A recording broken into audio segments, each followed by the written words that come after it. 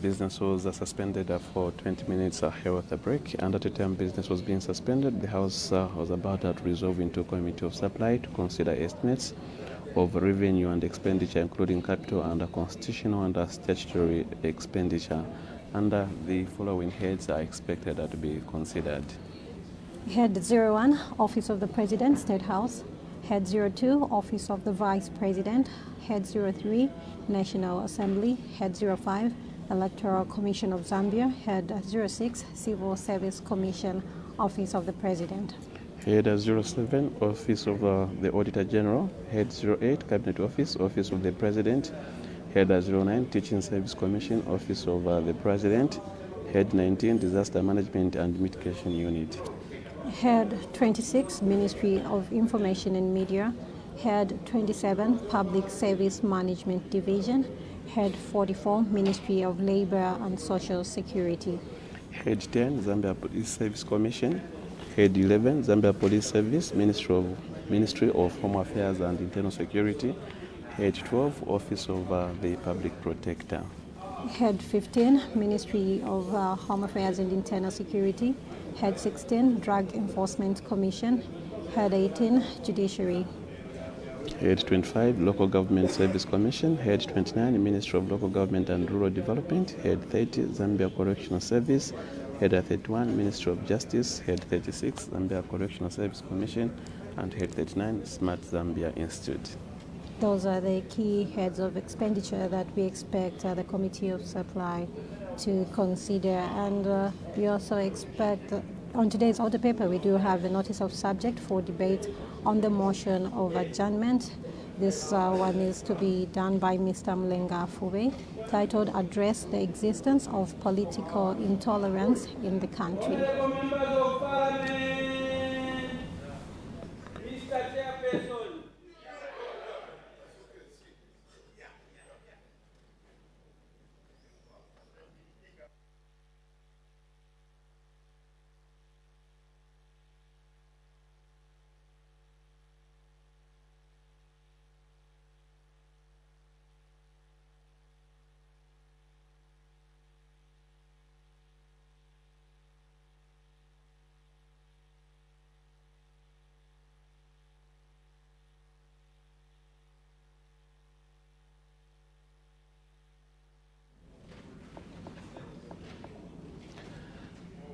Bells are ringing. It seems we don't have a quorum. Once a quorum is constituted, business shall commence.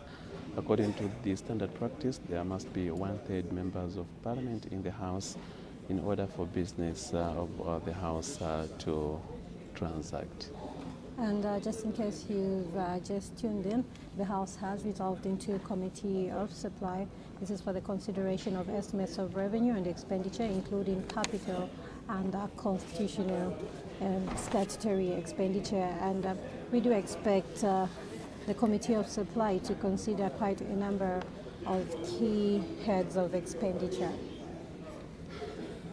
Yes, indeed, and some of the heads include Head 01, Office of the President, State House. Head 02, Office of the Vice President. Head 03, National Assembly. Head 05, Electoral Commission of Zambia. Head 06, Civil Service Commission, Office of the President. Head 07, Office of the Auditor General. Head 08, Cabinet Office, Office of the President. Head 09, Teaching Service Commission, Office of the President. Head 19, Disaster Management and Mitigation Unit. Head 26, Ministry of Information and Media. Head 27, Public Service Management Division. Head 44, Ministry of Labor and Social Security.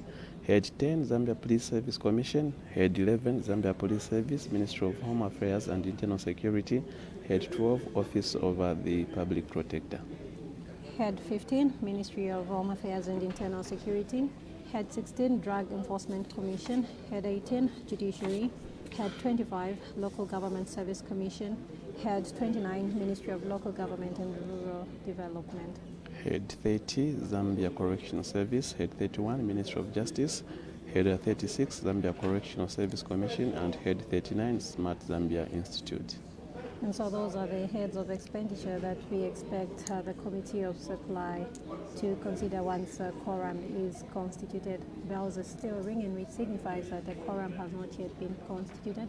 It is a requirement that 1/3 of members of Parliament need to be present for business to be transacted on the floor of the House. So once a quorum is constituted, we do expect committee work to resume.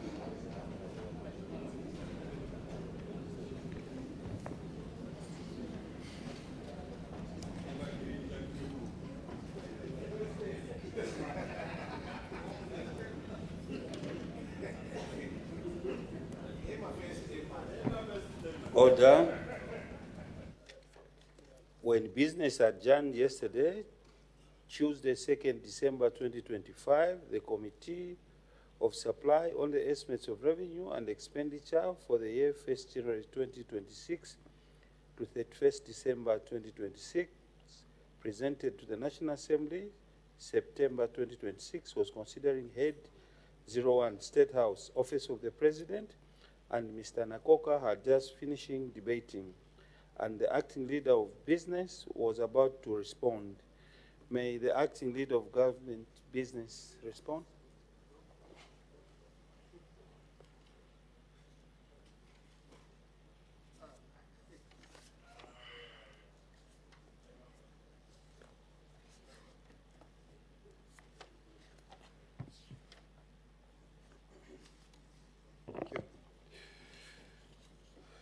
Thank you very much, Mr. Chairperson.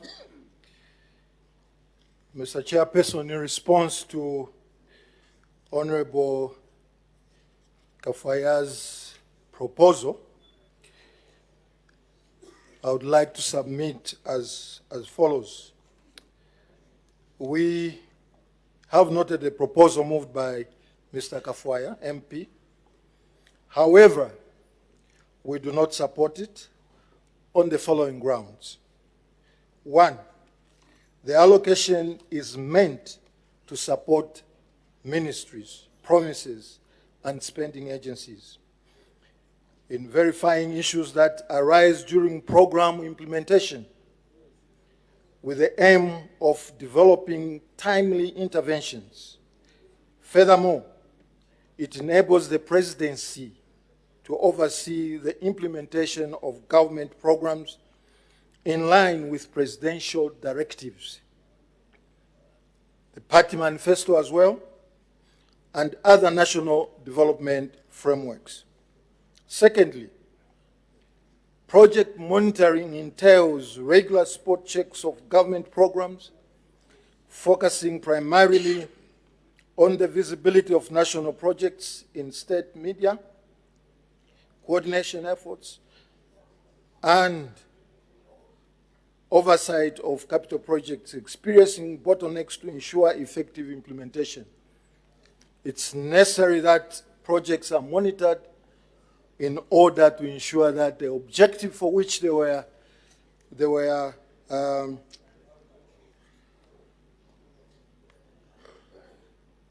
planned for and implemented are achieved.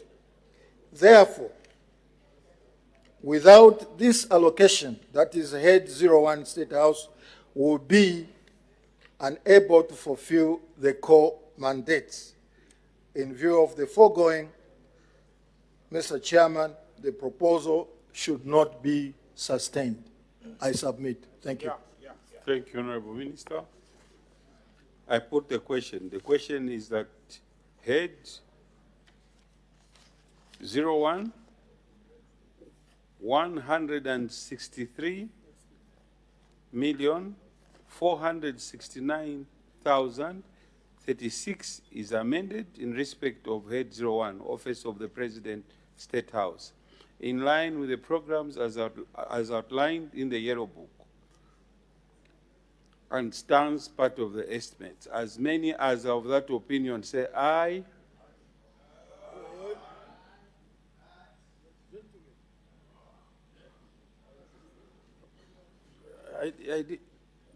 I'm repeating it. I didn't say how I read.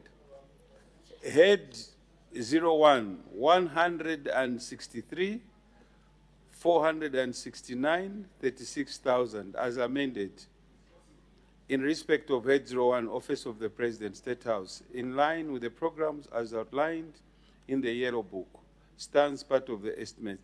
As many as of that opinion say aye. Of the contrary, say no.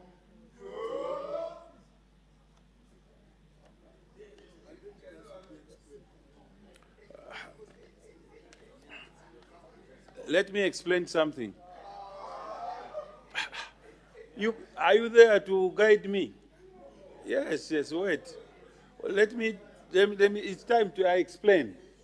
So the amendment, the person that was moving this amendment is Mr. Kafwaya. He was the I in this issue. Yes, so Mr.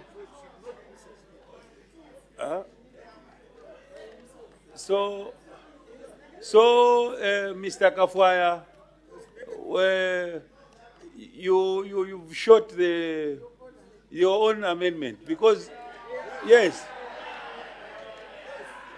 you've said no, but you are the mover. Let's proceed. The question is in negative, amendment falls off. Let's make progress.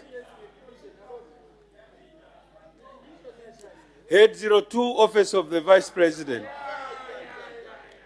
The Acting Leader of Government Business.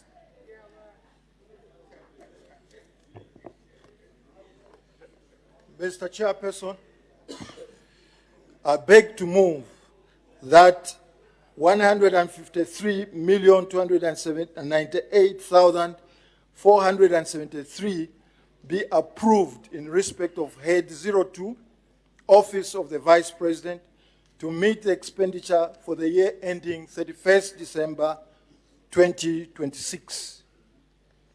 The question is that head total 153,298,473 kwacha be approved in respect of Head 03, Head 02, Office of the Vice President, in line with programs outlined in the Yellow Book. Any debate, any objection?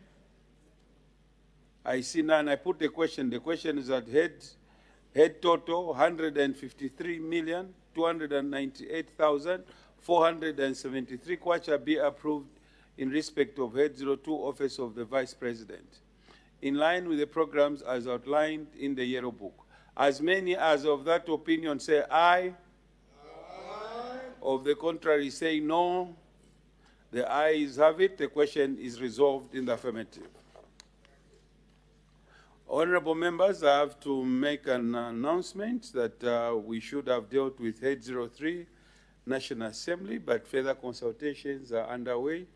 So I've rescheduled to Tuesday next week. We go straight to Head 05, Electoral Commission of Zambia, the Acting Leader of Government Business. Mr. Chairperson, I beg to move that 1.290,475,439, that is 1,290,475,439 kwacha, be approved in respect of Head 5, Electoral Commission of Zambia, to meet the expenditure for the year ending 31st December 2026. The question is that head total 1,290,475,439 kwacha be approved in respect of Head 05, Electoral Commission of Zambia, in line with the programs as outlined in the Yellow Book. Any debate, any objection? Mr. Kampyongo. Thank you so much, Mr. Speaker. Oh, Mr. Chairperson. Mr. Chairperson, this head is a very important head, Mr. Chairperson. And indeed, looking at the resources allocated to this institution, bearing in mind that next year they will be undertaking a national assignment of conducting general elections, will pose a challenge. Already, Mr. Speaker, from the performance of just doing voter registration, where the institution has failed to meet the targets, will have a negative impact on the national assignment they are going to undertake, which is general elections. And some of the reasons, Mr. Chairperson, we interacted with this institution during the budget analysis of this fiscal year.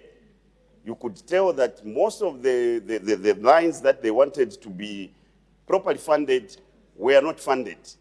And therefore, it wasn't surprising for some of us who interacted with the institution for the current budget that we have today, that they were going to have challenges. Mr. Chairperson, we would like to get an assurance, even from the acting leader of government business, who is presenting this head, to assure this August House and through this August House, the public out there, that more money will be found to supplement the budgetary allocation to this institution, the Electoral Commission of Zambia. Such a person, it's also worth noting that the cooperating partners who have been supporting this institution have cut down their support, posing further challenge to the institution. We don't want to see what happened, Mr. Chairperson, the challenges they faced in the equipment that they procured to undertake voter registration, which probably could have arrived late, not properly tested. It ended up, giving fault. These machines were giving challenges to the officers who were assigned. And this affected the overall performance of the registration process. Mr. Speaker, Mr. Chairperson, I can hear people questioning because they don't understand the implications. Mr. Chairperson, it is important that we try and fill that gap which has been left by the cooperating partners who have supported this institution for some time. Because that gap, that financial gap, like I've said, will pose a significant challenge. They will need to have logistics in place. They had challenges of audit queries that could have been avoided. If you come to deploying of security, for example, Zambia police, who are supposed to have a separate budget to help in the deployment, are found to be catered for under the Electoral Commission of Zambia. And the audit queries we were dealing with, Mr. Speaker, Mr. Chairperson, were to the effect that the expenditure on such activities were not properly accounted for. So it's important, Mr. Speaker, when we request that the funding to undertake general elections, which will help the institution undertake that mammoth task, because a fair held elections will culminate into genuinely acceptable results to lessen conflicts that may emanate in the Electoral Commission of Zambia failing to undertake fair, transparent, and acceptable general elections. So we call on the lead of government business to appeal to the Minister of Finance to ensure that the funding is granted to this institution.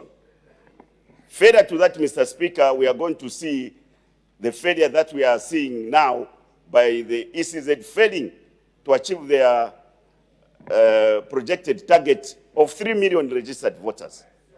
It's a failure. We can't celebrate failure, Mr. Speaker. Yes, this can be understood by the people, but the general elections will be very critical for the Zambian people to accept if there are shortcomings, such as we have witnessed in the registration of voters that has failed to reach the projected target. with these few remarks, Mr. Chairperson, I still urge government to ensure that they find more resources to capacitate Electoral Commission of Zambia. I thank you. Thank you. I think earlier yesterday I made an announcement that at this stage is one member from each political grouping. So at this stage, I call upon the acting leader of government business to respond.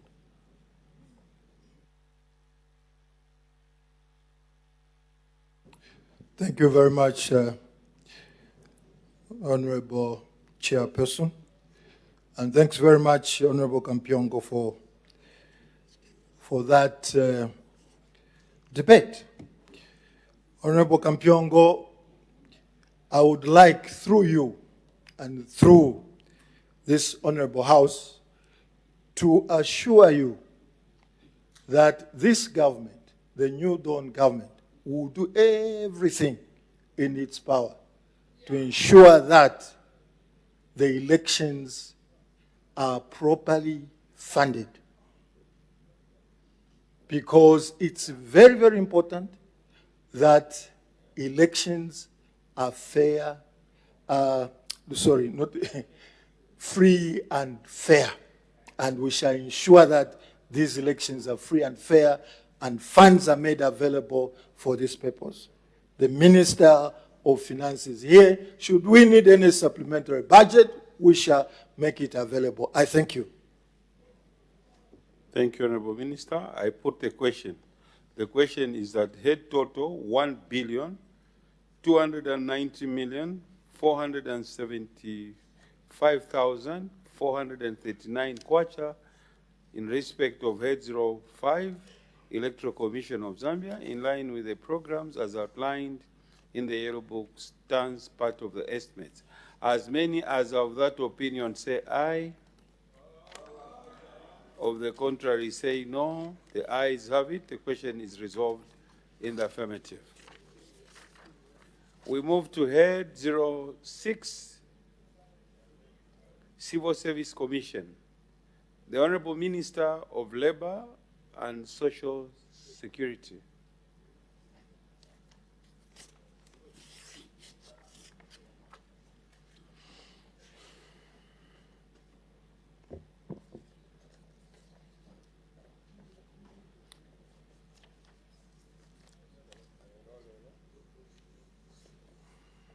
Madam Chairperson, Mr. Chairperson, I beg to move that 21,118,851 kwacha be approved in respect of head 06, Civil Service Commission, to meet the expenditure for the year ending 31st December 2026.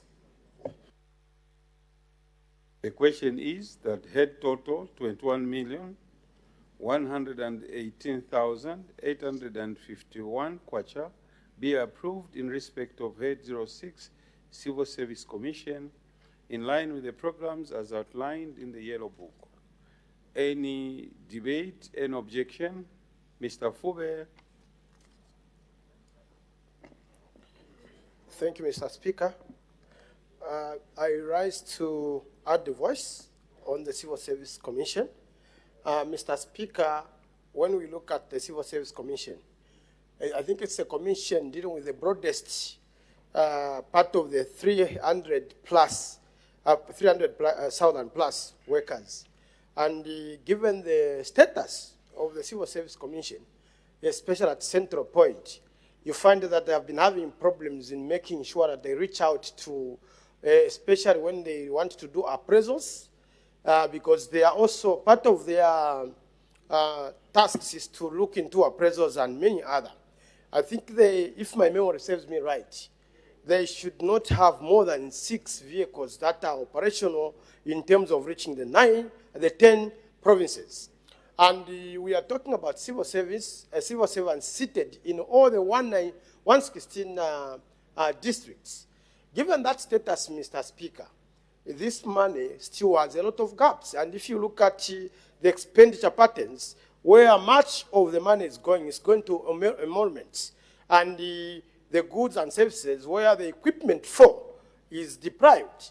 And this means, Mr. Speaker, that the objectives of the civil service, especially that they are also supposed to do not just appraisal, but they are also supposed to champion programs that are supposed to boost the human capital within the civil service.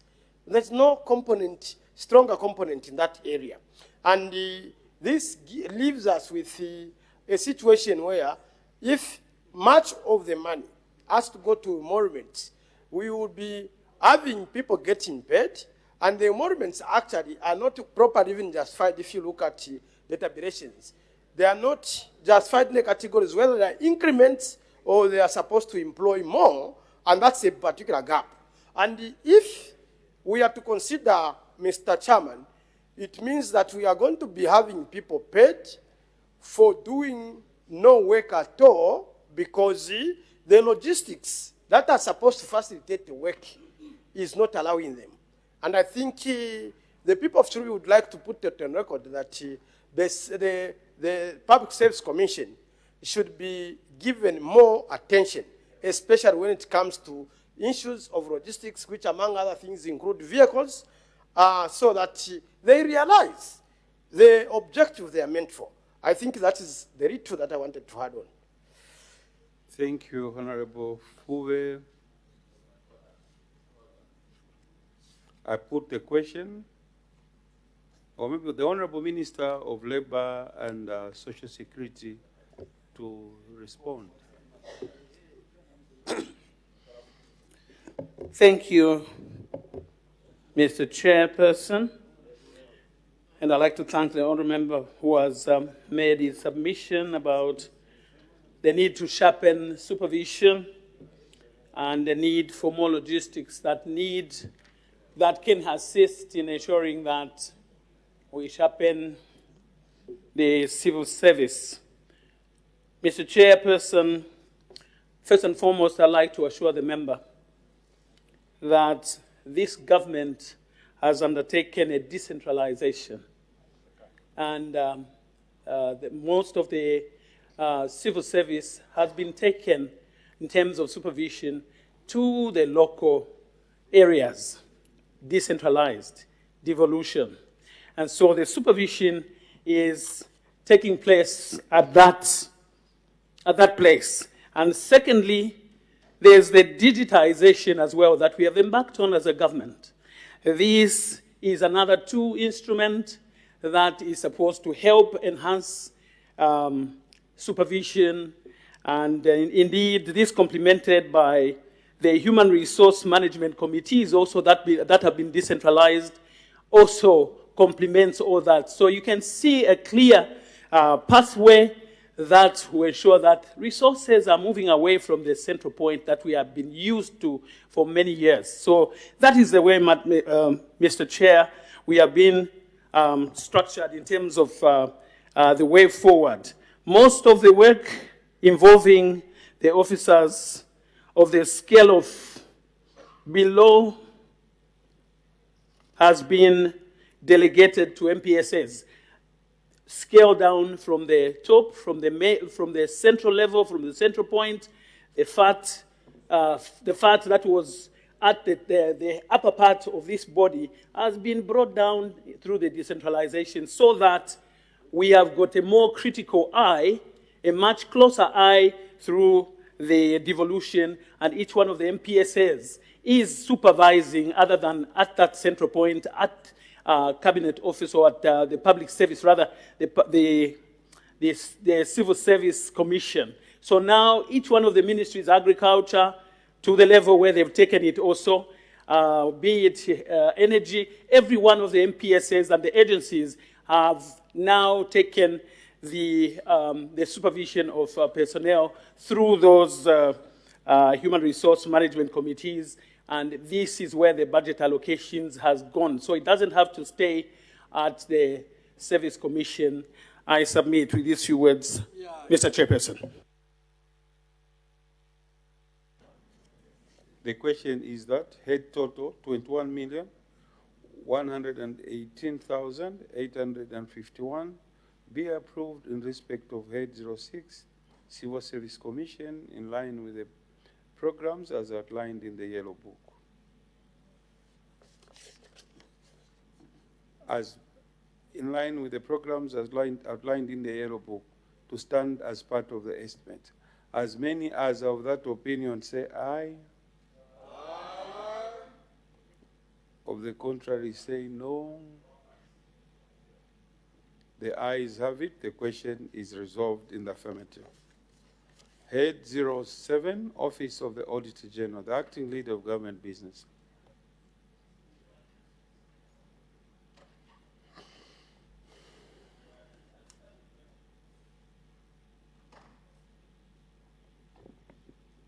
Thank you very much once more, Mr. Chairperson. I beg to move that 248,119,696 kwacha be approved in respect of Head 07, Office of the Auditor General, to meet the expenditure for the year ending December 2026.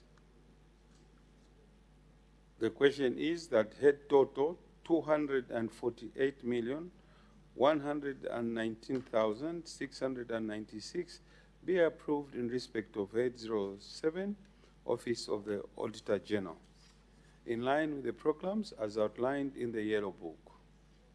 Any debate? Mr. Kampyongo. Thank you, Mr. Chairperson. Mr. Chairperson. Mr. Kampyongo, this time around you are in a very good mood. You are debating too much. Huh? It's encouraging. You can proceed. Mr. Chairperson, we are trying to teach these honorable members what it means to be an MP offering incredible oversight functions. That's what we are trying to teach these newcomers who will be going out very soon. At least they need to go with a bit of lessons. Mr. Chairperson, where are they going? The mandate, the people who hire and fire, Mr. Speaker, will be waiting next year. That's why I was emphasizing that the Electoral Commissioner should do a proper job so that the turnover can be reduced. I can see a lot of first-timers who are going very fast. Mr. Speaker, Mr. Chairperson, the functions of this important office, the Auditor General's office, are very critical and very important. As you know, this is the institution that is mandated to audit the accounts of state organs, state institutions, provincial administrations, and all state spending agencies. What we note in this proposed budget, Mr. Speaker, is a reduction of allocation of funds. One is, Mr. Speaker, in the year 2025, which is this year, the allocation to the institution was 252,264,875. There is now a reduction, Mr. Speaker, from this figure to the figure that the Honorable Acting Leader of Government has stated, 248,119,696 kwacha. Mr. Speaker, this is happening when the inflation rate is going up. And who belong to the committees that depend on the work of the Auditor General through the annual reports that they generate, are very concerned, Mr. Speaker. And speaking as a committee that interacted with the institution during the sector budget analysis, we expressed ourselves that we hoped by now, as we are considering the final figures, there could have been an adjustment. Because we are setting an institution to fail, Mr. Speaker. This is a watchdog institution to see how prudent the budget, the whole entire budget we are appropriating, is going to be utilized. Now, if you underfund this watchdog, which is mandated to watch on these funds that you are appropriating in this book, and setting it to fail, what are you intending to do? What are you intending to do? It's a concern, Mr. Speaker, that should be taken by the Honorable Minister of Finance, who is responsible for appropriating money. Because there is a risk that this institution fails, the people that will be touching their fingers on the resources we are appropriating to spending agencies will get away with their mischief. So it's very important, Mr. Speaker, even as we, Mr. Chairperson, even as we recommend this appropriation, to appeal to the minister that put the money where it is needed. It's very important. Otherwise, we shall end up appropriating the money and people will just go and misuse it. So, our call on the lead of government business, we are saying this, Mr. Speaker, because, Mr. Chairperson, because in our interaction, we were meant to believe that there could be some amendments to the budget lines that are very critical to the institution. So, if we go with the status quo, you are reducing the allocation when the cost of goods and services are going up. You are certainly setting the institution to fail. No two ways about it. There's no magic, there's no abracadabra. If you don't fund them adequately, they won't perform to the expectations of the citizens. So, Minister of Finance, we are still pleading with you to reconsider adjusting this allocation. You can't go down when the inflation rate is going up. It doesn't work. It doesn't help, Mr. Speaker. So let's put our money where it matters most. I submit, Mr. Speaker. The acting leader of government business to respond. Thank you very much, Mr. Chairperson. Mr. Chairperson, we should all be cognizant of the fact that government has limited resources. And because of that, we have to make do with what resources we have. The Auditor General's, the head for the Auditor General was given a ceiling. And within that ceiling, they were able to distribute the monies, the budgets, to the best of their ability, putting money where it matters most in order for the Auditor General to be able to efficiently execute the services of that office.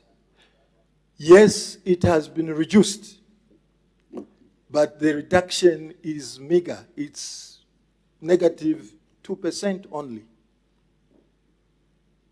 And as far as we are concerned, as government, and the allocations as done by the Auditor General, we have no doubt that the Auditor General's office will be able to deliver on its mandate. I thank you, Mr. Chairperson.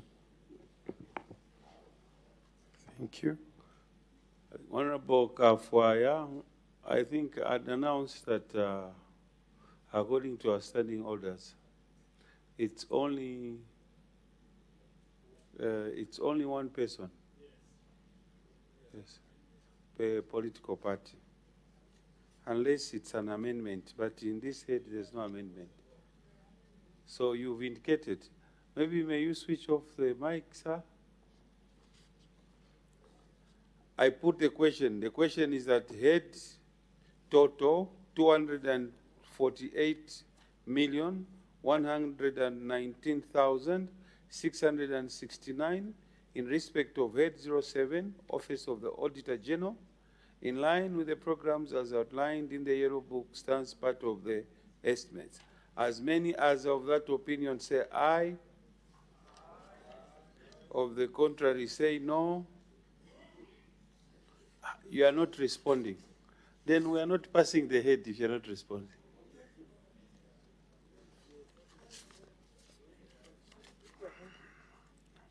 People are hungry. They had tea break. We gave them tea.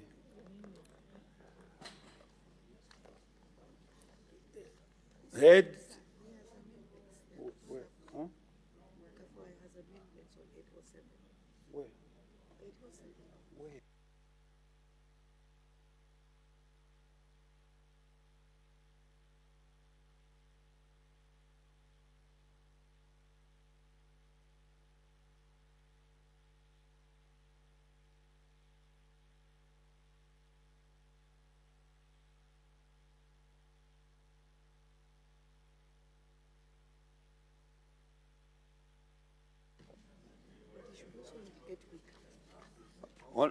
Mr. Kafwaya, you should indicate in time before we pass. So we skipped your amendment.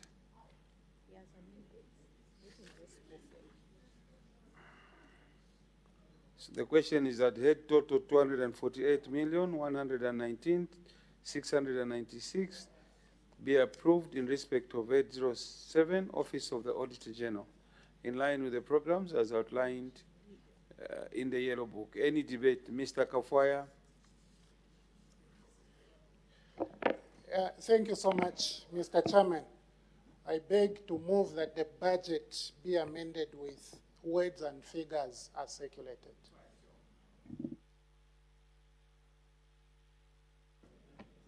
The question is that head total 248,119,696 in respect of head 07, Office of the Auditor General, in line with the programs as outlined in the Yellow Book, be amended with words as circulated. Any debate? Any objection? Mr. Kafwaya? Mr. Chairman, thank you so much. Mr. Chairman, my amendment is based on increasing the amount allocated to the audit of local authorities, taking money from the public debt and investment audit. Mr. Chairman, I considered the factors that you consider when planning an audit. Materiality is one of them. You also consider risk. You consider the business model, internal procedures, as well as periodic assessment.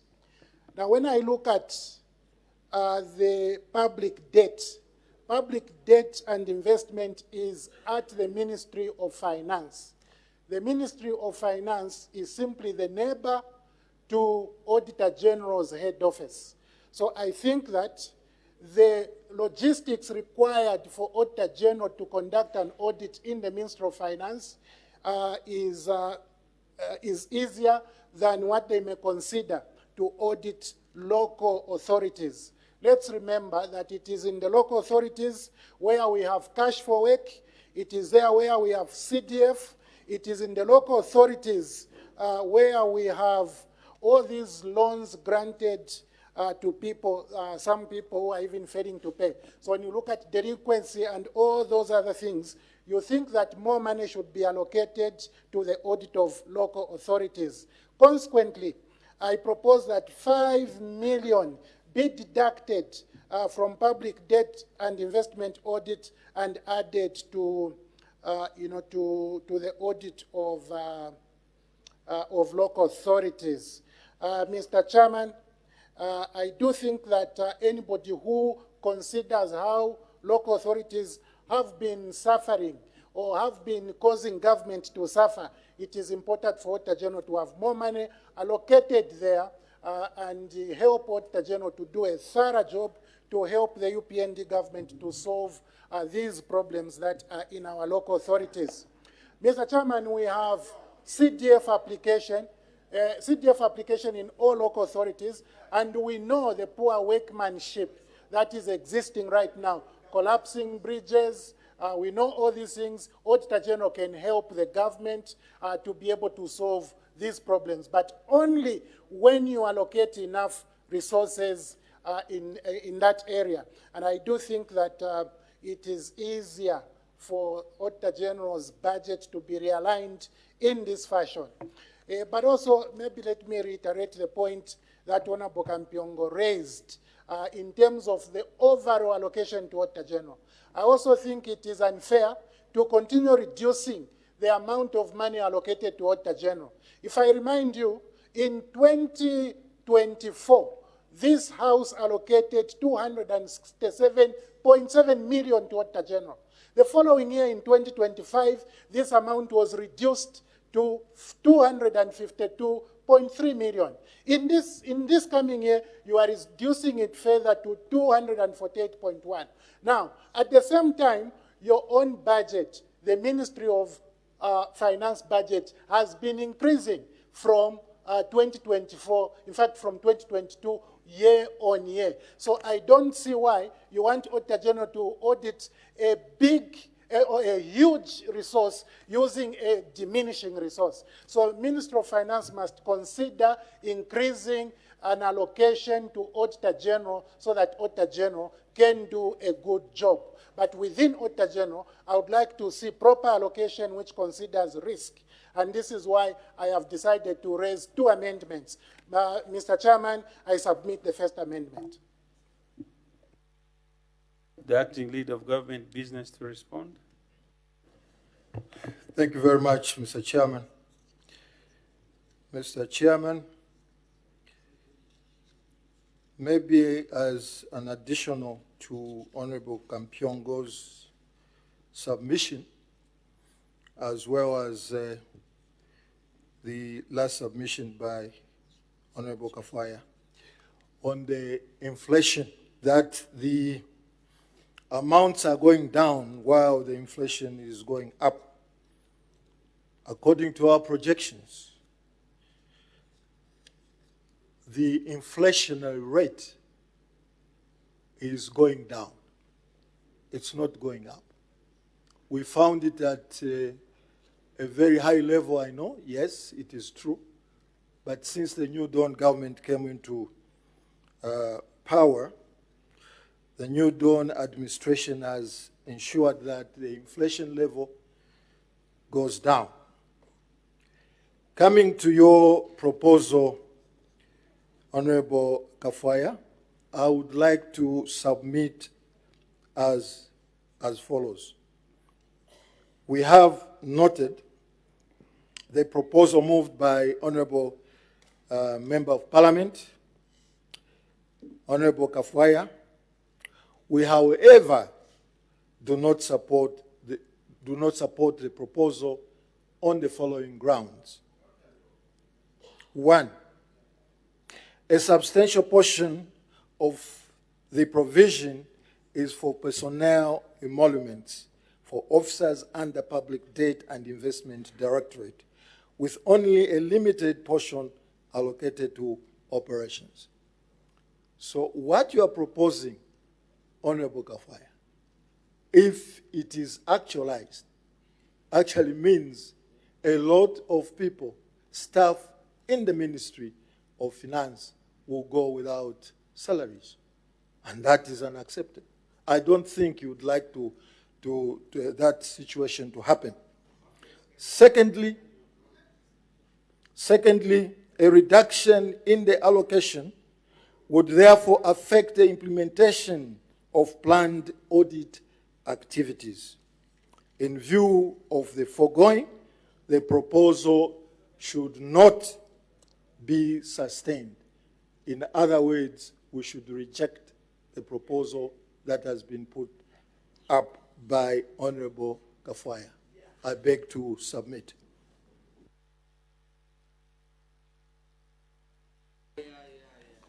I put the question. The question is that head total 248,119,669 as amended in respect of head 07, Office of the Auditor General, in line with the programs as outlined in the Yellow Book, stands part of the estimates.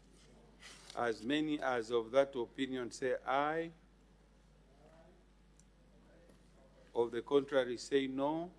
No. The noes have it. The question is in the negative. Amendment falls off.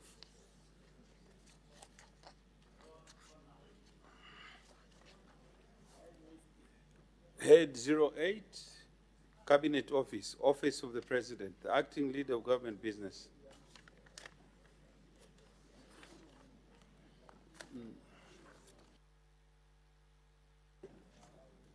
Head 08, Cabinet Office, Office of the President, the Acting Leader of Government Business. Thank you very much, Mr. Chairman. Mr. Chairman,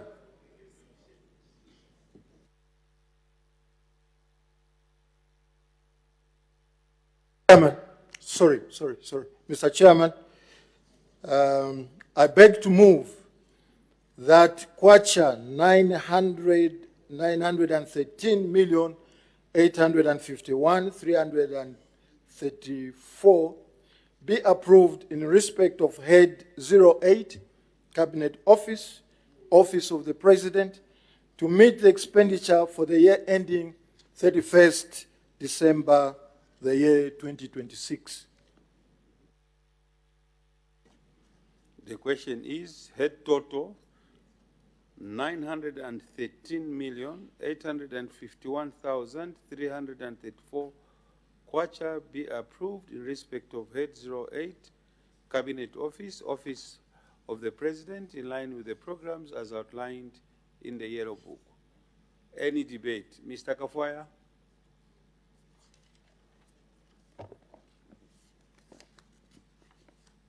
Mr. Chairman, are we going back to Order General or not?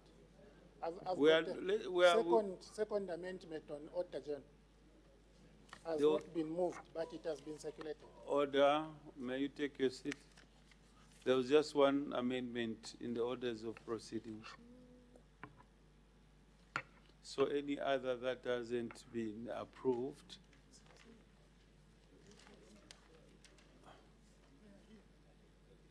may you proceed as guided? Which one? Go on Head 08.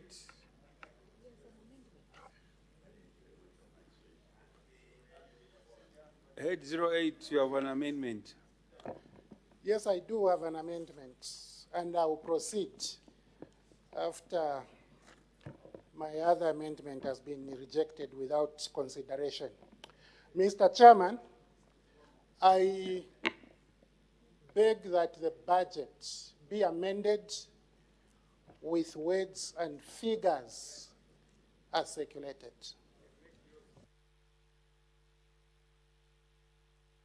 The question is that head total 913,851,334 in respect of Head 08, Cabinet Office, Office of the President, in line with the programs as outlined in the Yellow Book, be amended with words circulated. Any debate, any objection? Mr. Kafwaya? Mr. Chairman, let's consider removing money from Cabinet Office, from the public affairs and summit meetings. Mr. Chairman, let's take this money to the Financial Intelligence Center. And the amount that I'm proposing to move is only 150 million. Mr. Chairman, the Financial Intelligence Center has done a lot of work in this country. If you recall, it reported around 2 billion kwacha during the PF, when the PF was about to go out of office. 2 billion kwacha as illicit financial flows. You will also recall that the Financial Intelligence Center has reported 60 billion kwacha under this government, 34.5 billion kwacha, 2.8 billion United States dollars, 3.5 billion United States dollars, and another 3.5 billion United States dollars having flown out of this country under the UPND government. That is $10 billion plus in 4 years. This work is tremendous, but what is their budget? Their budget is so small. But I searched the Yellow Book, and I found... Order, Honorable Member. Those figures you are mentioning, Come again? those figures, when you take your seat, those figures you are mentioning, these are figures that the House has got no idea. These are figures that are unsubstantiated, imaginary figures, because you haven't laid that factual evidence on the table for you to use them. Remember, whatever you use here has to be factual and be able to be verified. But for you, those figures, those alarming figures you are saying, I don't know where you get them from. So I think let's avoid to debate in that order, because the public is listening. So we should avoid misleading the public. If you wanted to go that route, our standing orders say that you should have laid your evidence even before 12 o'clock, so that you're able to speak to it. So proceed as guided. And maybe you withdraw those figures that you've mentioned because they're unsubstantiated. If you want to use them in future, ensure that you bring verified records. So before you proceed, you withdraw the figures. As guided by Mr. Chairman, I would like to withdraw and say that FIC has not reported $2.8 billion. FIC has not reported 60 billion kwacha. FIC has not reported. Member, may you take your seat? Don't go that route. I've guided you. I've guided you. Don't mention about figures that we can't verify ourselves. I'm withdrawing. I'm the only presiding officer here, but I'm guiding you. You are going contrary. Do you want to proceed or not? You've got an amendment. Yes. Yes, so I've guided you issues to do with figures. Don't go that route. You may proceed. I proceed by debate or by withdrawing first, Mr. Chairman. Be clear so that I don't make a mistake. I withdraw the figures or I just go ahead and debate. Withdraw the figures. Okay. Mentioning of figures that we... Those are the figures I figures mentioned. that are So I'm reversing them. unsubstantiated. I'm reversing them, Mr. Chairman. I am saying all those figures I mentioned, a total of over $10 billion and 60 billion kwacha, I withdraw them and say that FIC, by the guidance of the chairperson, has not reported them. Mr. Chairman, I would like FIC to be given a decent budget so that they can be able to do more work. I have noted that FIC does most of this work together with the financial institutions. Point of order, Mr. But Chairman. I also know that FIC could do more work if they were given locations in our borders, There's at a airports. point of order. There's a point of order. The Honorable Minister of Information. Mr. Chairman, thank you for the occasion and opportunity. As you know, Mr. Chairman, I rarely rise on points of orders, except when it is expedient and necessary so to do, that I do rise. And my point of order, Mr. Chairman, is premised on the traditions and conventions of this House. Mr. Chairman, the rules of this House, the practices and precedents are very, very clear that when the presiding officer gives guidance, the member should oblige, such as you have done, Mr. Chairman, to direct the member of Parliament for Lunte to withdraw. But he has patently refused to follow your guidance by stating that he was doing what he was going to say he was doing because you had said so, and therefore to say that at your guidance, he is saying the FIC did not report. That does not amount to withdrawing in terms of the records on the, of our handset. And further, with your permission, Mr. Chairman, the honorable member on the floor of the House is a senior member. But we have seen that he is one of the members on your left with a tendency of wanting to argue with presiding officers and making the House ungovernable. Where is this honorable member and his such colleagues with such like-mindedness getting the appetite to be arguing with the presiding officers, expending the valuable time of this August House, so that, Mr. Speaker, you are able to conduct the business of this House with dispatch? Mr. Speaker, Mr. Chairman, I need your serious ruling on this unbecoming behavior on the floor of this House. I thank you. Order. First of all, I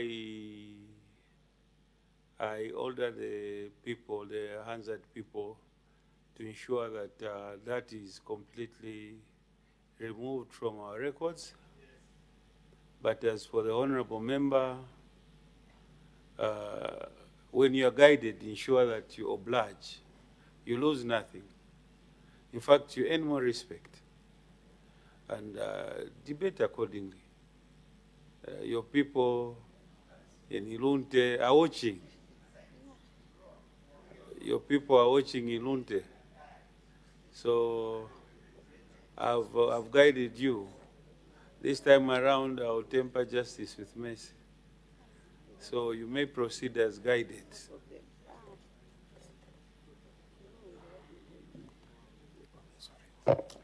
Thank you so much, Mr. Chairman.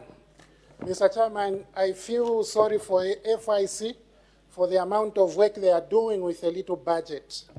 This is why I thought an institution like FIC should be considered by any well-meaning government, and I have proposed to the UPND government to take 150 million kwacha, give it to FIC. Where are you getting this money from? You are getting it from public affairs and summit meetings at Cabinet Office. Why am I saying so? I am saying so because we are going into an election year. We know that very few people are going to attend summits. We know also that the government, particularly at the head, has been avoiding summits lately. You can tell what happened at the UN. The president never went there. So getting money from this particular head is not harmful to take to FIC, who won't go to elections. Because as you know, FIC will continue. Now, honorable member, yes, sir. What has got the UN summit to do with that is a head where I'm taking the money Cabinet Office? That is a head where I'm taking the money from. Let's just, structure your debate very well. Avoid controversy. No, it's a head. You can check. That is a head where I'm proposing to get the money from. Now I'm guiding you. It's like we are two here to regulate business of the House. You see. Proceed as guided. What has got the UN summit to do with what we are doing?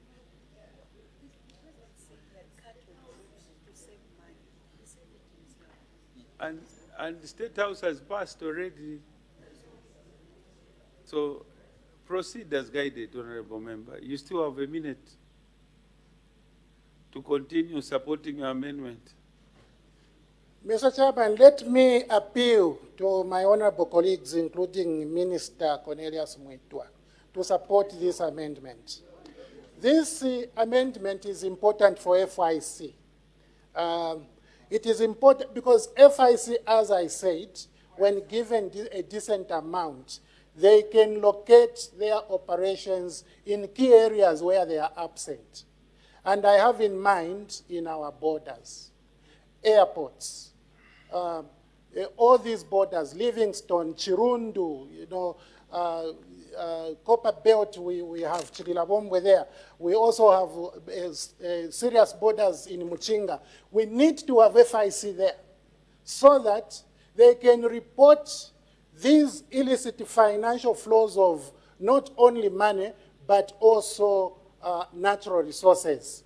Mr. Chairman, if we did so, then the true value of what this country is losing will be able to be accurately projected for the benefit of the Zambian people. Mr. Chairman, I wish to move the amendment. The acting leader of government's business. Thank you very much, Mr. Chairperson. Mr. Chairperson, we have noted the proposal made by Mr. Kafwaya, MP, asking the House basically to move 150 million kwacha from Head 08 Cabinet Office to the Financial Intelligence Center. As important as that might be,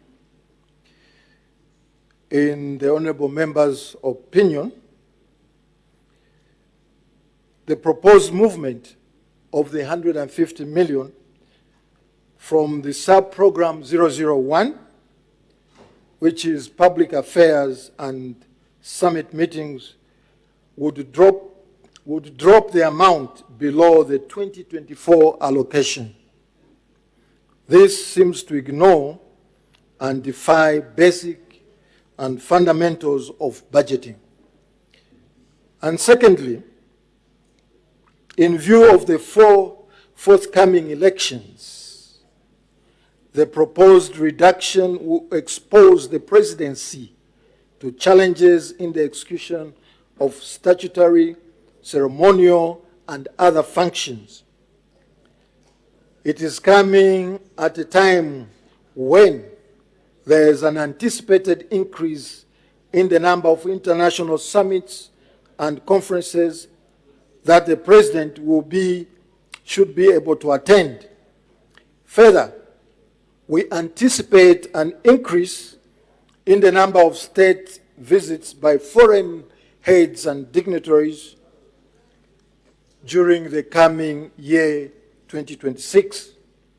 For that reason, Mr. Chairperson, I propose, that Honorable Kafwaya has put on the floor of this Parliament be rejected. I thank you. Since Mr. Kafwaya moved an amendment, the PF still entitled for one member, Mr. Kampyongo. Thank you, Mr. Chairperson. Mr. Chairperson, while I support the amendment that was moved by Honorable Kafwaya, although being rejected, it's important that we appreciate the rationale. However, Mr. Speaker, I've got clarifications to seek from the acting leader of government. Head 08 Cabinet Office of the President. I would draw your attention, leader of government business, to program 3418, sub-program 03, 004, 005, and 006. If you have got the output-based annual budget book, it's on page 76. Chairperson, I would like to find out why the reduction on 003, First Lady's office, which was at 3 million in 2024 and 2.3 million in 2025, has now reduced to 1.8 million. 004, former president, which had an allocation of 4,444,269 in 2024, had no allocation in 2025, and 2026, it's got no allocation.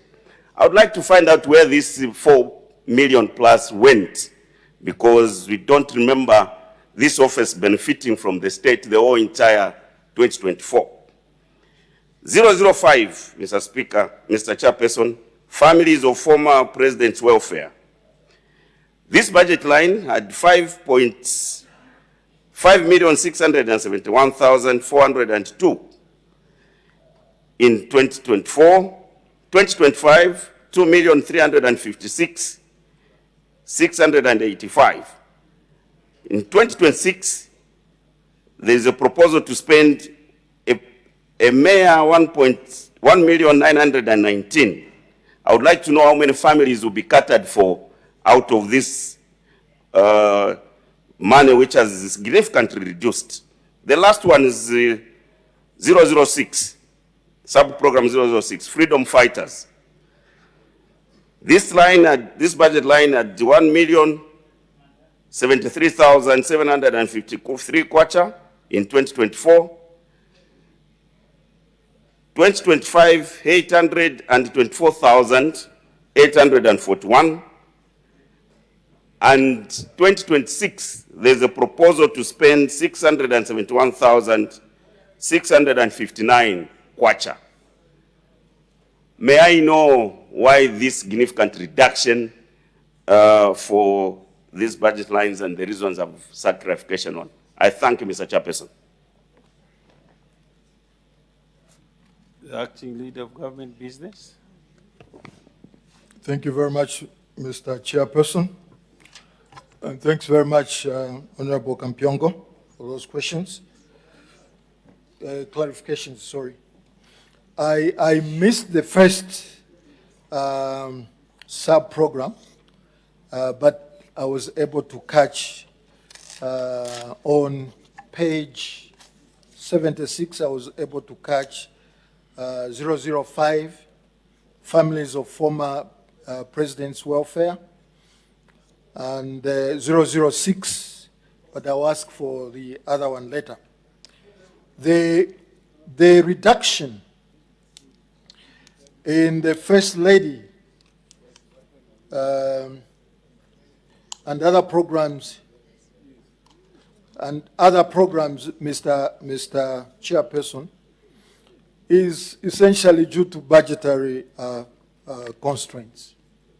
Unfortunately, that's what the government could afford, the Treasury could afford at the time.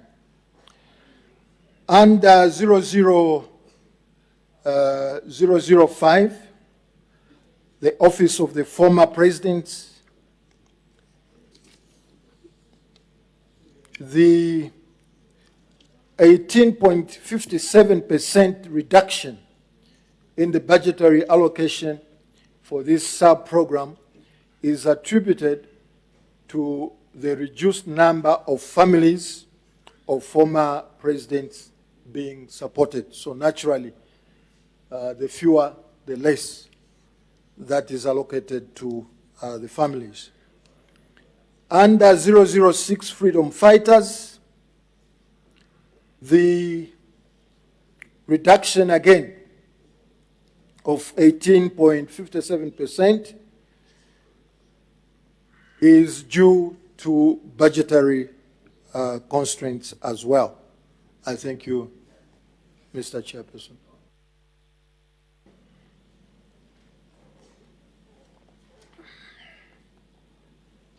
I put the question. The question is that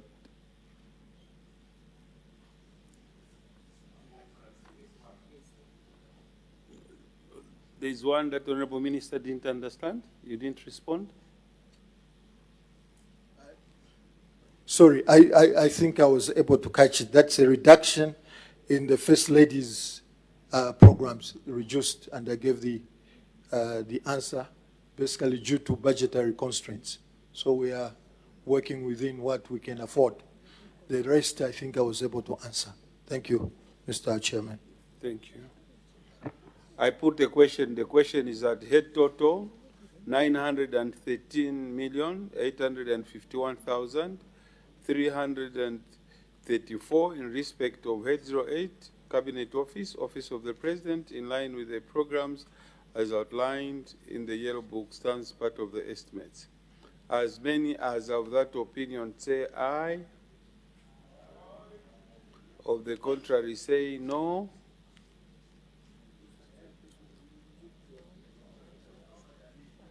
The question is resolved in the affirmative. Sorry, the ayes have it. The question is resolved in the affirmative.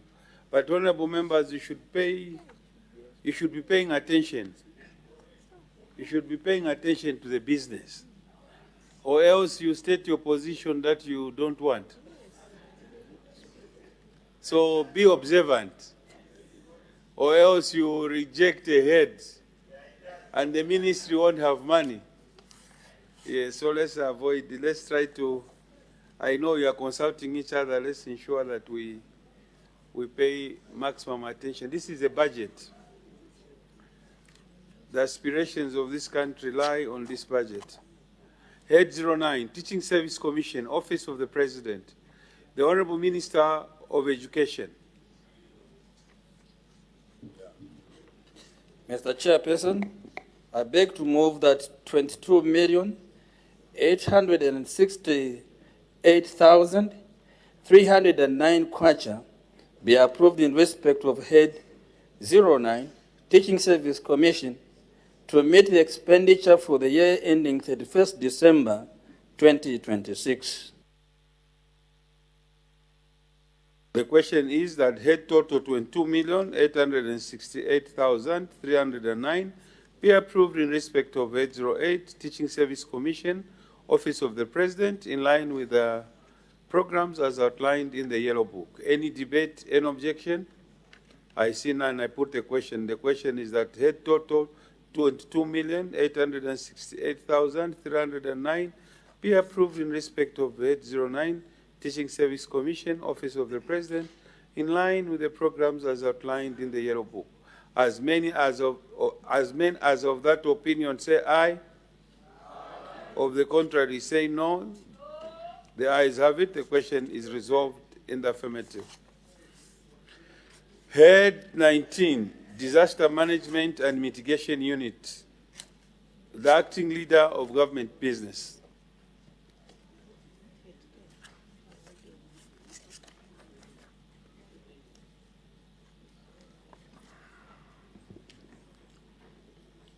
Thank you very much once more, Mr. Chairman. Mr. Chairman, I beg to move that 81,430,364 kwacha be approved in respect of Head 19, Disaster Management and Mitigation Unit, to meet the expenditure for the year ending 31st December, the year 2026. The question is that head total 81,430,364 be approved in respect of Head 19, Disaster Management and Mitigation Unit, in line with the programs as outlined in the Yellow Book. Any debate, any objection? I see none. I put the question. Mr. Fuwe, you should indicate before I start putting the question. So I proceed next time. I put the question. The question is that head total 81,430,364 be approved in respect of Head 19, Disaster Management and Mitigation Units, in line with the programs as outlined in the Yellow Book. As many as of that opinion say aye. Aye. Of the contrary say no. The ayes have it. The question is resolved in the affirmative. Head 26, Ministry of Information and Media. The Honorable Minister of Information and Media.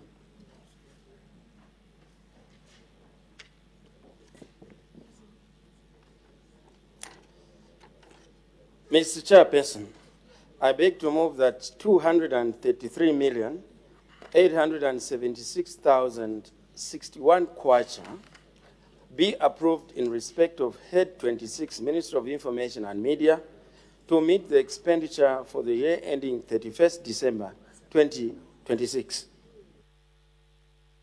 The question is that head total 233,876,061 kwacha be approved in respect of Head 26, Ministry of Information and Media, in line with the programs as outlined in the Yellow Book. Any debate, any objection? I see none. I put the question. The question is that head total 233,876,061 kwacha be approved in respect of Head 26, Ministry of Information and Media, in line with the programs as outlined in the Yellow Book. As many as of that opinion say aye. Of the contrary say no. The ayes have it. The question is resolved in the affirmative. Head 27, Public Service Management Division. The Honorable Minister of Labor and Social Security. Mr. Chairperson, that 104,676,231 million be approved in respect of Head 27, Public Service Management Division, to meet the expenditure for the year ending 31st December 2026. The question is that head total 104,968,875,000 be approved in respect of Head 27, Public Service Management Division, in line with the programs as outlined in the Yellow Book. Any debate, any objection? Mr. Kafwaya. Thank you so much, Mr. Chairman, for giving me an opportunity to support this head, Public Service Management Division.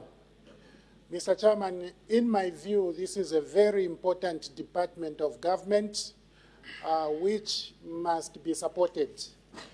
But as I support the money that we intend to appropriate to this particular head, I would like to appeal to the Public Service Management Division to look into the civil servants who have been placed in the holding position for over 3 years.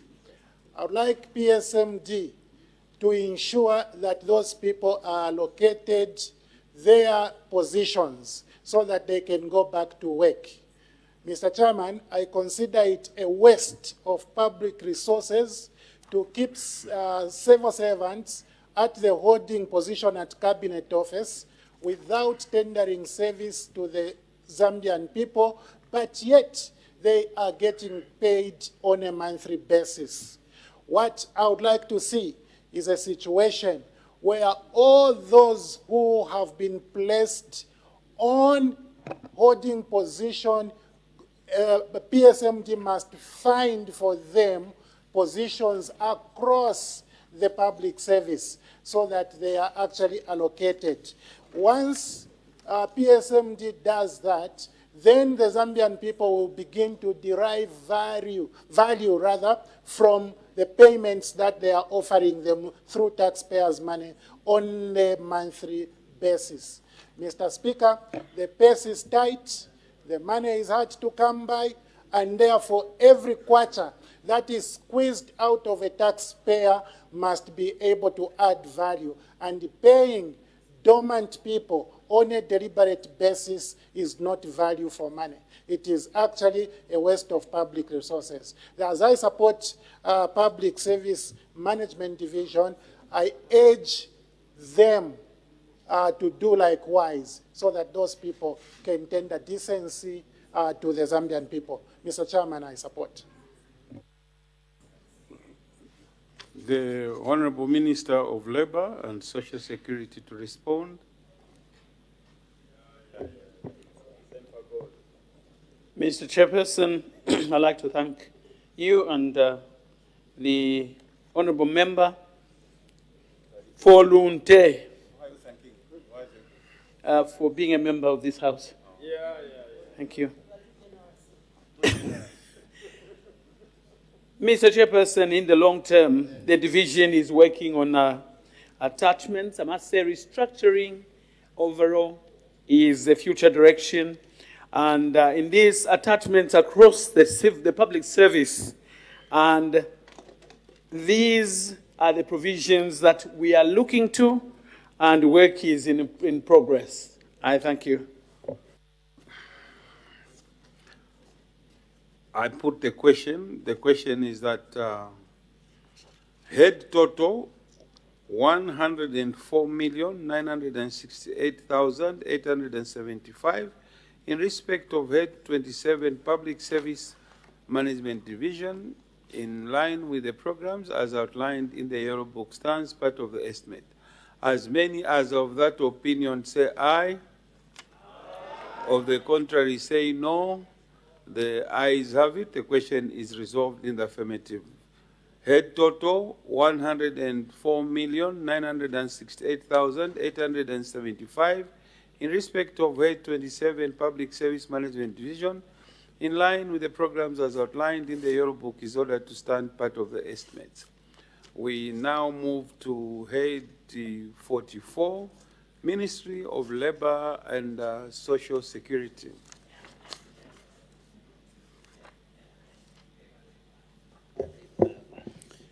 Mr. Chairperson, I beg to move that 97,890 and 919 kwacha be approved in respect of the Head 44, Ministry of Labor and Social Security, to meet the expenditure for the year ending 31st December 2026. The question is that head total 97,890,919 be approved in respect of Head 44, Ministry of Labor and Social Security, in line with the programs as outlined in the Yellow Book. Any debate? I see none. I put the question. The question is that head total 97,990,919 kwacha be approved in respect of Head 44, Ministry of Labor and Social Security, in line with the programs as outlined in the Yellow Book. As many as of that opinion say aye. Of the contrary say no. The ayes have it. The question is resolved in the affirmative. Head total 97,890,919 is approved in respect of Head 44, Ministry of Labor and Social Security, in line with the programs as outlined in the Yellow Book, and is ordered to stand as part of the estimates.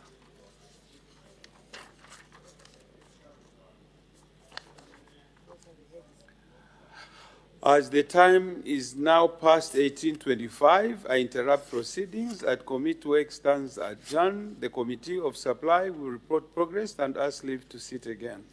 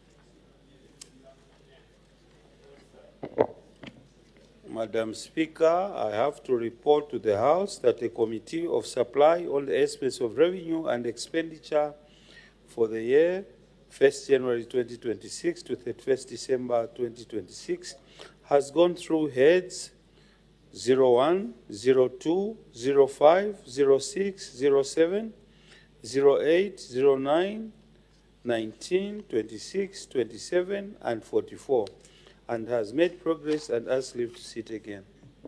Day for resumption of committee work. Tomorrow, Madam Speaker. Committee work to resume tomorrow. The acting lead of government business adjournment.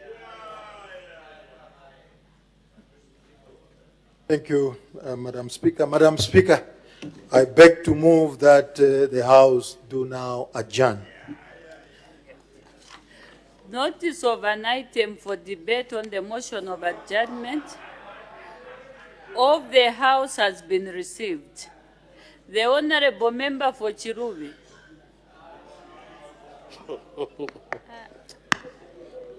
Thank you, Madam Speaker. I can see they are very happy. Thank you, Madam Speaker. I beg to move the motion on addressing the political intolerance in the country.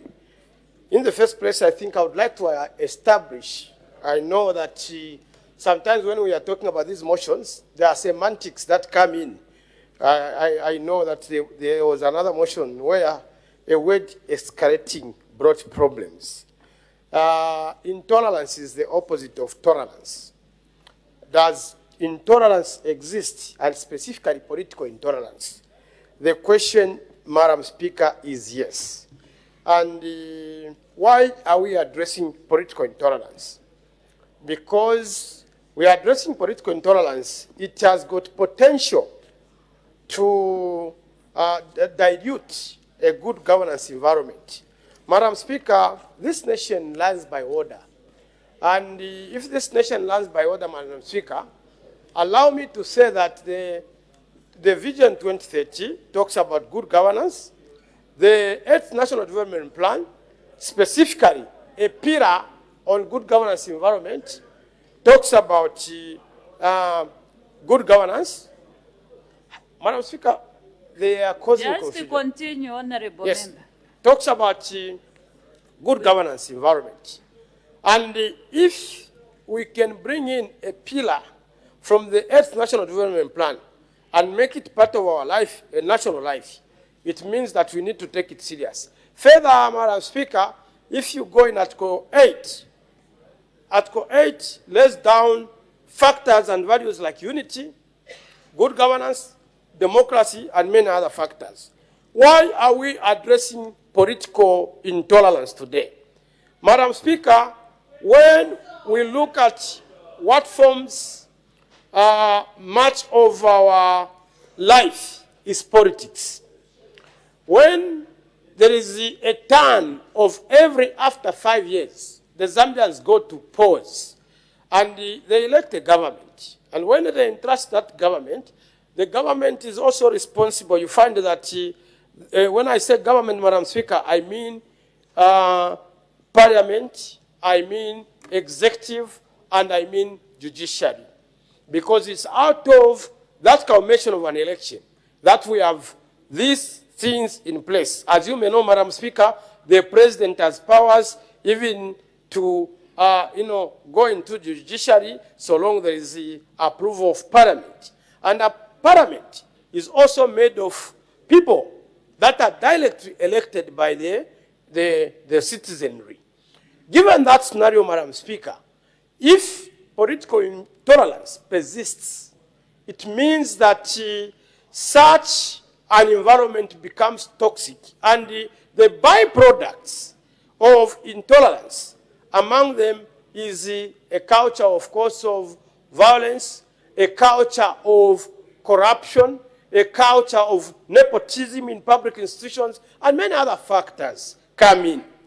Madam Speaker, currently, we have an environment where even houses like your house, Madam Speaker, would bring something very good, either coming from the right or from the left. You find that certain things will be refused which are in the interest of the nation because of the same political intolerance. And the political intolerance is a culture. And now that it is a culture, you find that because of the friction that it causes among the people, because I know I want to really isolate political intolerance from violence because it's just one of the small byproducts of political intolerance. You find that even where people are supposed to coexist and cross-pollinate ideas to build the nation. For instance, when you look into Article 63 of our Constitution, It is talking about how members of parliament and even state two, how they are supposed to registrate, represent, approve the budget, and do oversight role. All these factors, Madam Speaker, if there is political intolerance, they will be misconstrued.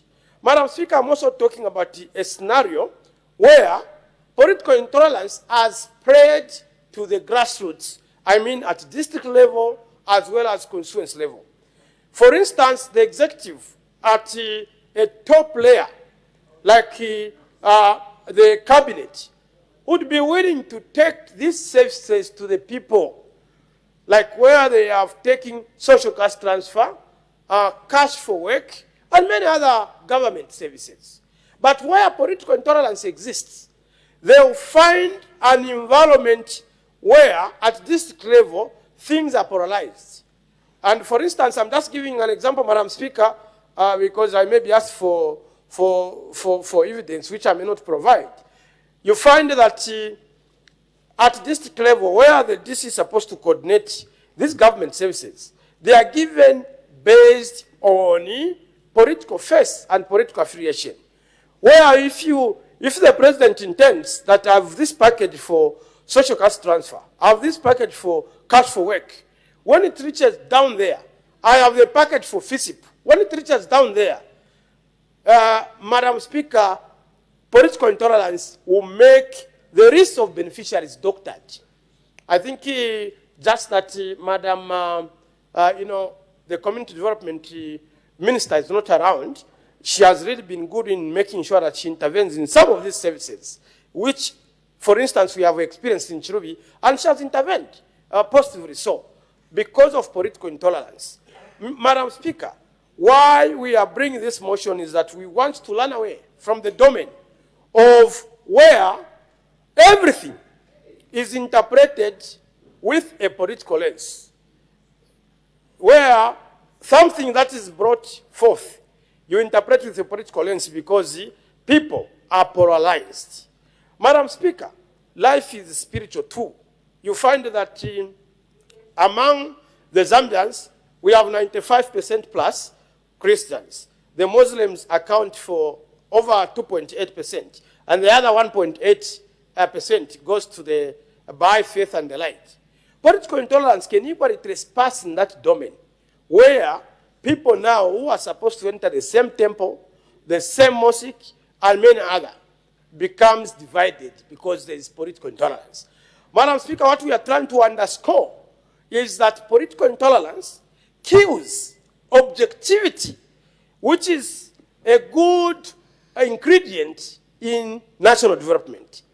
Madam Speaker, that 8th National Development Plan, if the existing political intolerance continues, can be collapsed into nothing, and the implementation may not be realized. Because in a democracy, there is need to realize that a country is co-managed. Co-managing that the views that come from even the minority are supposed to count. And the views that come from the majority are supposed to cross-pollinate with those views that are coming from the, the minority. Madam Speaker, today, I don't intend to point the finger at anyone because all of us are actually culprits in this political intolerance. And I thought that the people of Chilubi should address this particular question, especially that we are going towards elections. Madam Speaker, Zambia has not seen bloodshed in terms of when they are trying to do political competition. And is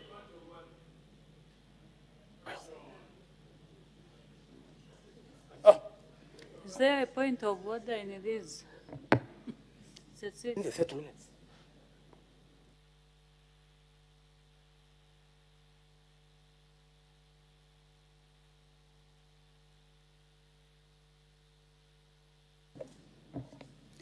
The Honorable Member for Kalabo Central. Thank you, Madam Speaker. Article Order number 71, relevance. You know, Honorable Madam Speaker, it is the mover in the initial time of debate, he said people exercise semantics. It is him who mentioned it. And so we are going to use, I'm using semantics to raise this point of order against my friend, the honorable member. Madam Speaker, I get affected when some people use certain words which cover everyone. I'm trying to look at what intolerance is and what my friend is debating on. I didn't want to debate, but he's using all of us. I get affected. Honorable Fuve Mlenga, the MP for Chilubi, can he lay that proof on the table there to show that everyone in this country is politically intolerant? If there was intolerance, Madam Speaker, would my friend today debate peacefully like that? Because he said, all of us. So if he can mind, if he did not use the word all of us, I wouldn't have raised Rose on the point of order. So is he in order to state that all of us, we are not politically intolerant? Thank you, Madam Speaker. The honorable member for Chirubi, it's very clear this is your motion. You are raising the motion yourself. Don't involve other people. Just stick to yourself and the reasons why you've raised this motion. So when you are debating, it's you alone. Moreover, we do not debate ourselves.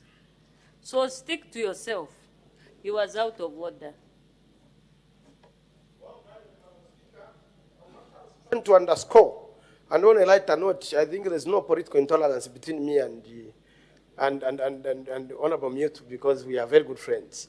Madam Speaker, what I was trying to underscore is that political intolerance has the capacity to deprive us of the already credentials that we have as a peaceful nation and as a nation that, among other things, promote freedom of expression, freedom of association, and freedom of assembly. Madam Speaker, it has further got the capacity of killing the fraternal bonds that we enjoy from family level, and it can completely kill social cohesion. And political intolerance, Madam Speaker, can lead to civil strife. So, Madam Speaker, it is a core of reasoning that at this point we have reached. Let us all reflect that if we allow political intolerance to go on and we treat it like it's a pet kind of topic or it's pet happening, we need to realize that before we wake up, it will be too late for us because we have not dealt with the roots of political intolerance. Madam Speaker, with that, I would like to record that this is a non-controversial motion meant purely on patriotism level, and I think it has to be addressed, and it doesn't follow a finger on anyone. I submit, Madam Speaker. Honorable member for Mwandi.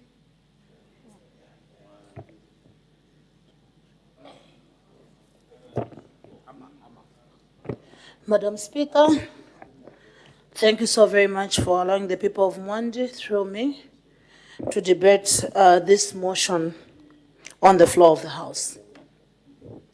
Madam Speaker, allow me to help the mover of the motion describe what political intolerance is.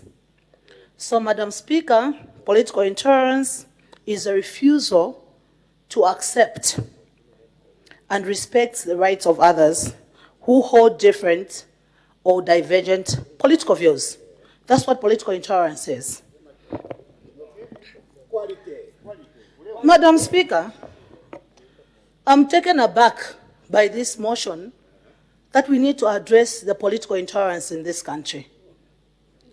I'm not too sure whether the mover of the motion understood what political intolerance is. I know he's a very good researcher, but I suspect that he could have been thrown off guard when it comes to the interpretation of what political intolerance is.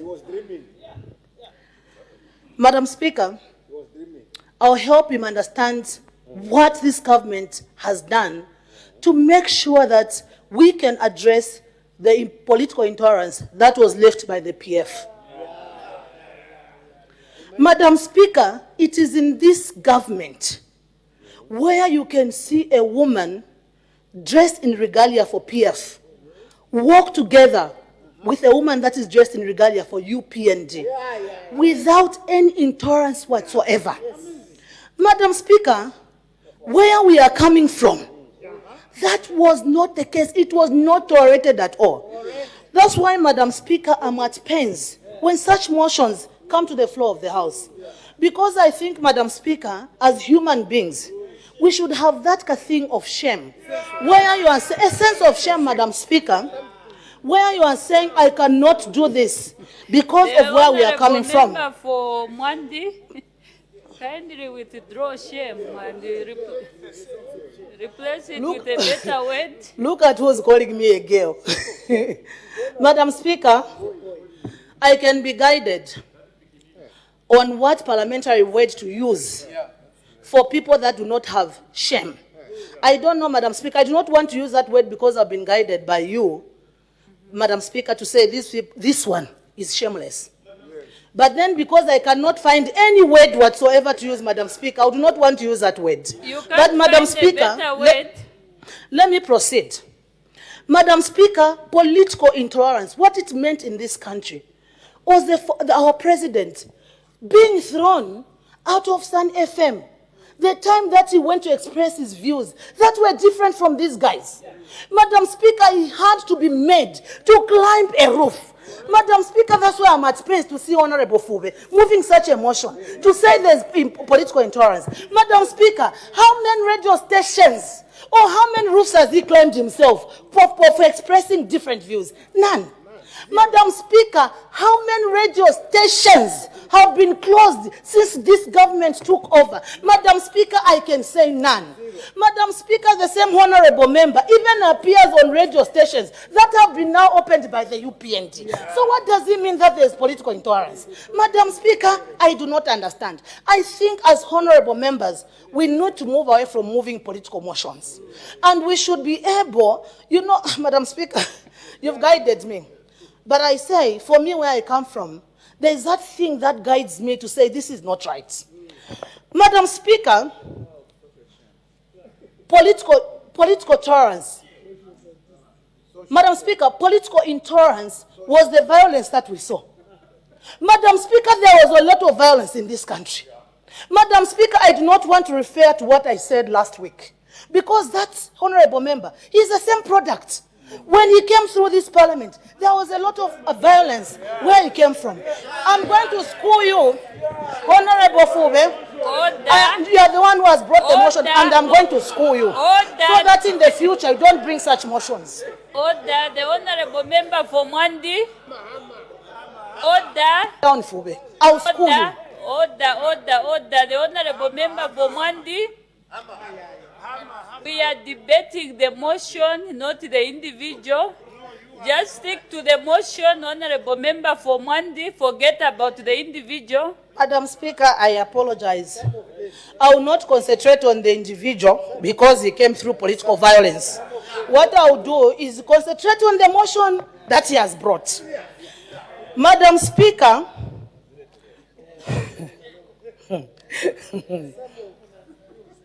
political tolerance is what we have seen now. Madam Speaker, if there was political intolerance, do you know what would have happened, Madam Speaker? It was going to be revenge. Where after the political intolerance that we faced during the former regime, what we would have done, Madam Speaker, is to stand and look for an opportunity to revenge. Your time is almost up. Madam Speaker, in conclusion, I would want to say that, Madam Speaker, I conclude and say, this motion is not well intended.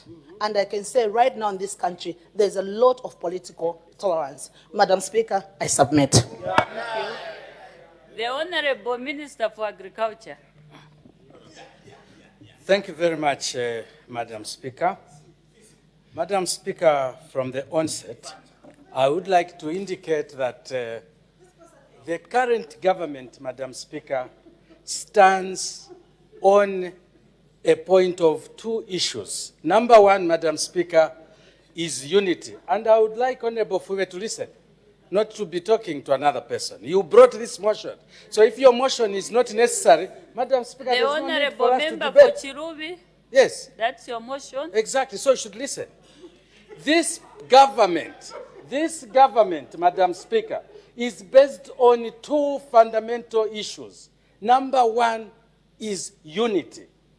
How can anyone start bringing issues of intolerance when the government is sitting on a foundation of unity and the other pillar is economic development?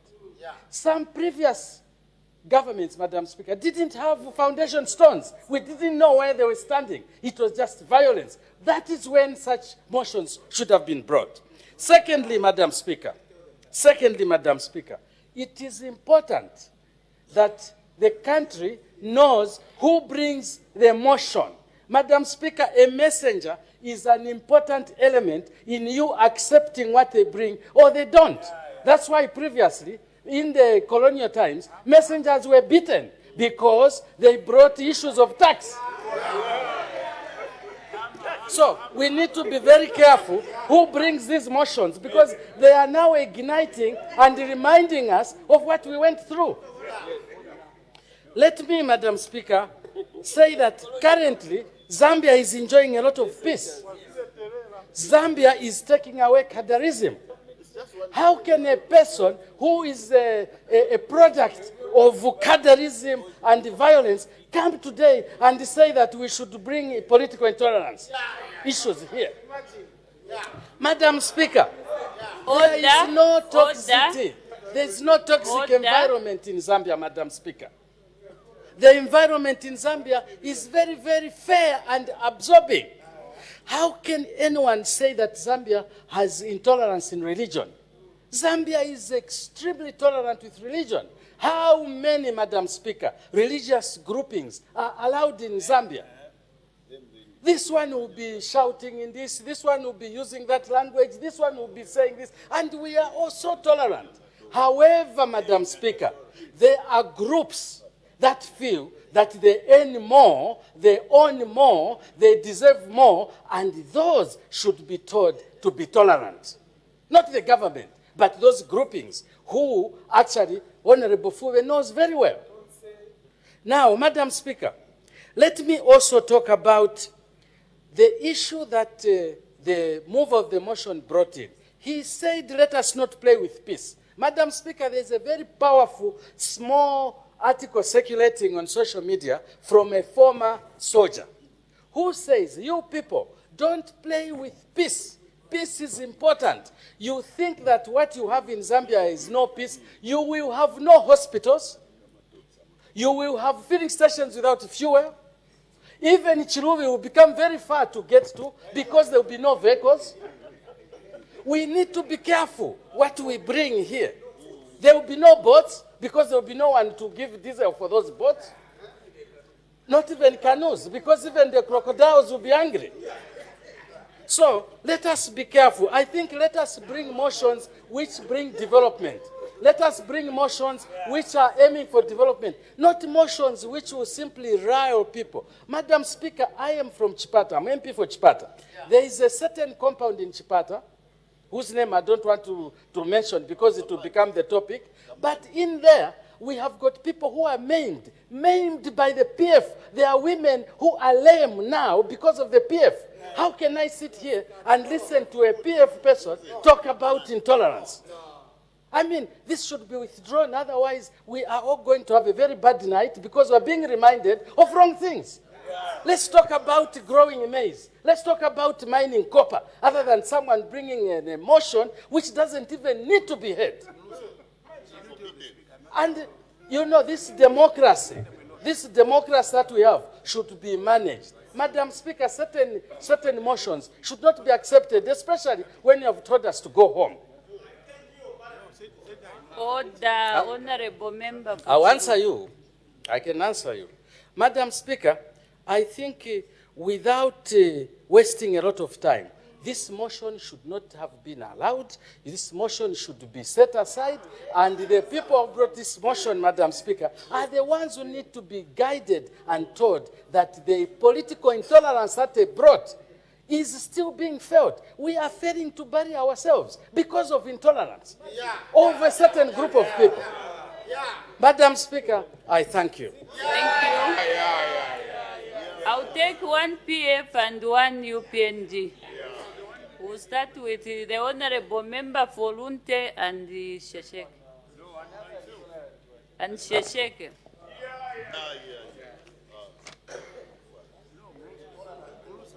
There is no better time to request the UPND government to evaluate whether there is political intolerance or not. Madam Speaker, I find this motion timely. I find it timely because when one of my colleagues was debating, referred to when HH in opposition went through the roof, that was political intolerance. Yeah. Madam Speaker, when you see Black Apple clobbered, that's political intolerance. When you see Jackson Kungo losing a life, that is political intolerance. Madam Speaker, can we address political intolerance? Yes, we should. What are the benefits of addressing political intolerance, Madam Speaker? You create a better society. You create a society where people are able to accept ideas from each other. Where people, Madam Speaker, are able to engage based on faculties. This is time, Madam Speaker, where faculty development must be valued much more than physical development. Madam Speaker, discrimination will reduce in our country if we solve this problem. Imposing restrictions, refusal to accept diversity will be rare among ourselves. This is why, Madam Speaker, a motion such as this one should be encouraged. There must be room to evaluate our position as a country. And if we find any possibilities or any thing encouraging political intolerance, we must deal with those things so that our society can become better. Madam Speaker, obviously, civil strife can result from political intolerance. And I don't see anyone in this assembly or even outside of this assembly who would want civil strife in our country. This is why any opportunity to escalate political intolerance must be dealt with. Madam Speaker, I would like to praise my honorable colleague, Honorable Fube, for thinking patriotically. This is how patriotic people think. And I heard the minister. The minister said, this government now is based on unity. This government now is based on economic development. Therefore, bring motions only which address unity and economic development. Madam, Honorable Fube brought this particular motion after he recognized that in this government, political intolerance is not prioritized. Therefore, urging the government to prioritize political intolerance is a good gesture from Honorable Fube. Madam Speaker, I find creating an opportunity to identify any possibilities of political intolerance as a good governance, inclination, because then that governance would be saying We want to get rid of any possibility of anyone flying through the roof like HH in opposition. We want to get rid of any possibility of anyone losing their life like Kungo did. We want, Madam Speaker, to create a country where our ideas must compete across that table so that the best idea wins, and the best idea is what is implemented in form of policy so that it benefits the masses. Madam Speaker, I have found it very surprising that the UPND can be able to say this is a motion which you wrongly admitted in the House. Madam Speaker, I want to praise you for admitting this motion. This is a good motion. Madam Speaker, I wish to submit. The last member, the Honorable Member for Shesheke. Madam Speaker, thank you so much for the opportunity to add a word on a very critical issue that my colleague, Member of Parliament for Chilubi, has raised. I want to remind him that I was in Chilubi during his by-election. That's why I'm coming here. In the company of Honorable Muwanga, Dr. Stumbeko, Chonya, Dr. Kambwiri, and President HH, and we were ejected in Chilubi by the previous government that we cannot be in the same vicinity. That was political intolerance. I want to remind him the Constitution of Patriotic Front. Article 3 of Patriotic Front Constitution reads, "The party shall ensure that all the public institutions, state-owned enterprises, and popular mass and similar organizations are led by persons who are members of the party and who are uncompromisingly committed to achievements of the party." That was pure political intolerance. I want to remind my colleague that the fracas that happened in Sesheke, where I was a victim, President HH was not allowed to be in Sesheke basically because President Lungu was in Sesheke. That was political intolerance.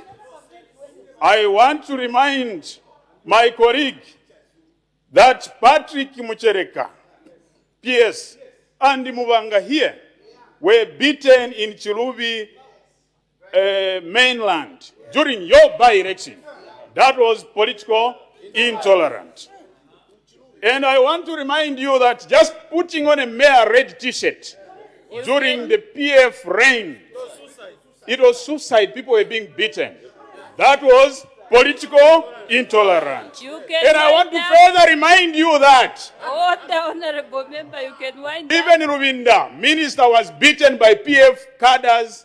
That was political intolerance. Now, I want to show you what President HH has done. Imagine if it was the time of PF being stoned in Kitwe, people would have died. Sorry, in Chingola, people would have died. But because President HH is tolerant, nothing happened. Nothing happened. Order, Honorable Member.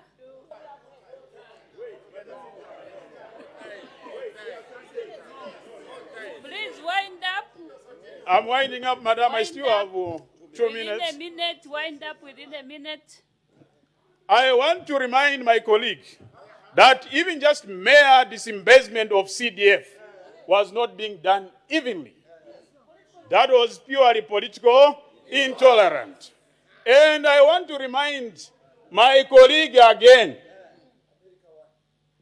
that we had places that other members could not visit. Why? Because they were deemed to be PF strongholds. And I want to remind him that in Mpika, Kasama, we were not allowed even just to refuel vehicles. Why? Because it was perceived a PF strongholds and we were called cockroaches and rats. That was political intolerance. Madam Speaker, I thank you.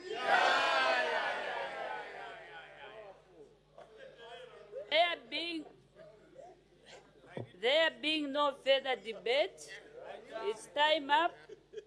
The subject for debate lapses. The House is now adjourned.